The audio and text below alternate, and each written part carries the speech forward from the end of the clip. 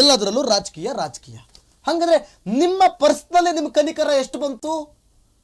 ವೈಯಕ್ತಿಕವಾಗಿ ಎಷ್ಟು ಕನಿಕರ ಬಂದು ಎಷ್ಟು ಹಣವನ್ನು ಕೊಡೋದಕ್ಕೆ ಸಿದ್ಧರಿದ್ದೀರಿ ನೀವು? ಏನು ಕೊಟ್ಟಿಲ್ಲ.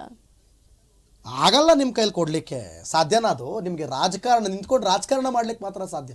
ನಾನು ಇಲ್ಲಿ ಆಡಳಿತ ಪಕ್ಷ ಅಥವಾ ವಿರೋಧ ಪಕ್ಷ ಅಂತಲ್ಲ, ಅಥವಾ ಛಲವಾದಿ ನಾರಾಯಣ ಸ್ವಾಮಿ ಅಥವಾ ಆರ್ ಅಶೋಕ್ ಅಂತ ನಾನು ಹೇಳ್ತಾ ಇಲ್ಲ. ಟಾರ್ಗೆಟ್ ಏನಿಲ್ಲ, ಯಾರು ಅಲ್ಲ. ಇಲ್ಲಿ ಆಡಳಿತ ಪಕ್ಷ ಆಗಿರಲಿ, ಸಿದ್ದರಾಮಯ್ಯನವ್ರ ಜೋಬಿಂದ ಕೊಡಿ ನೋಡೋಣ, ಅಷ್ಟಿದೆಯಾ? ಹಾಗಲ್ವಾ? ಕಾಲ್ ತುಳಿತ ಆದಾಗ RCB ಅವರು 25 ಲಕ್ಷ ಅನೌನ್ಸ್ ಮಾಡಿದ್ರು, ಘೋಷಣೆ ಮಾಡಿದ್ರು. ಅವ್ರೇನ್ ಗೌರ್ಮೆಂಟಾ? ನೀವು ನಿಮ್ಮ ತಪ್ಪುಗಳನ್ನ ಮುಚ್ಚಾಕೊಂಡ್ರಿ. ನಾನು ಓಪನ್ ಆಗಿ ಹೇಳ್ತೀನಿ ರೀ, ನೀವೇನಾದ್ರು ಅಂದ್ಕೊಳ್ಳಿ, ನೀವು ನಿಮ್ಮ ತಪ್ಪುಗಳನ್ನ ನೀವು ಮುಚ್ಚಾಕೊಂಡಿದ್ದು, ನೀವೇ ಕರೆಸಿದ್ದು. ಹೌದು, ಅಷ್ಟು ಅರ್ಜೆಂಟ್ ಮಾಡುವಂತ ಅವಶ್ಯಕತೆ ಇರ್ಲಿಲ್ಲ. ನೀವು ಅಂತ ಗೌರ್ಮೆಂಟ್ ಆಗಿರೋರು ತಡಿಬಹುದಿತ್ತು. ನಿಮ್ ಕೈಲಿ ಆಗಲ್ವಾ ತಡಿಲಿಕ್ಕೆ?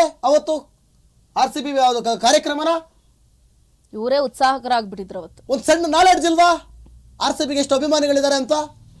ನೀವೇ ಕರೆಸಿ 18 ವರ್ಷದ ಮೇಲೆ ಗೆದ್ದಿದೆ ಅಂತಂದ್ರೆ DK ಶಿವಕುಮಾರ್ ಕಪ್ಪು ಎತ್ತಿ ಹಿಡ್ಕೊಂಡ್ಬಿಟ್ಟವ್ರೆ, ಎತ್ತಿಡ್ಕೊಂಡ್ಬಿಟ್ಟವ್ರಲ್ಲಿ ಪ್ರಾಣ ಹೋಗಿದಾವೆ. ಇವ್ರು ಕಪ್ಪು ಎತ್ತಿಡ್ಕೊಂಡು ಫೋರ್ಸ್ ಕೊಡ್ತಾವ್ರಲ್ಲಿ. ನಿಜ. ವಾಪಸ್ ಏನಾಯ್ತು? RCB ಅವ್ರ ಮೇಲೆ ಹಾಕ್ಬಿಟ್ರಿ, RCB ಅವ್ರ ಮೇಲೆ ಹಾಕ್ಬಿಟ್ರಿ. ಜಾಣ ನಡೆ ಅವರ ನಡ್ಸ್ಕೋಬೇಕಾಗಿದ್ದು, ನೋಡ್ಕೋಬೇಕಾಗಿದ್ದು.